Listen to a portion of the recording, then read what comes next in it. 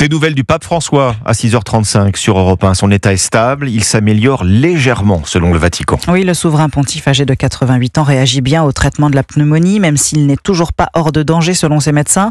Hospitalisé depuis le 14 février, il a remercié hier les soignants qui s'occupent de lui.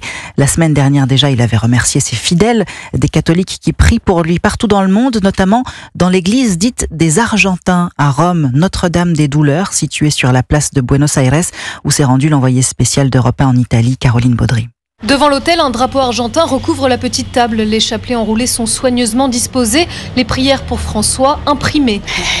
Pour moi, c'est comme un père. Julia, une Argentine de 61 ans, prépare comme chaque dimanche la messe en espagnol, la langue maternelle du pape. Il a une épreuve et il doit la surmonter. Je sais qu'une délégation est venue d'Argentine pour prier devant l'hôpital. Et nous prions tous les jours. Attilio pousse les lourdes portes pour se recueillir avec son épouse et son fils dans l'église du pays qu'il a quitté à l'âge de 4 ans. De là-bas, mes proches m'envoient des photos, des prières pour le pape François. En Argentine, ils le ressentent beaucoup. Alors moi, je suis content d'être là. J'ai vu le pape 7 fois. Alors on espère, jour après jour.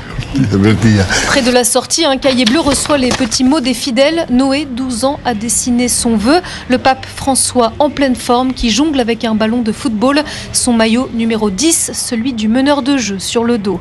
Rome, Caroline Baudry, Europe 1.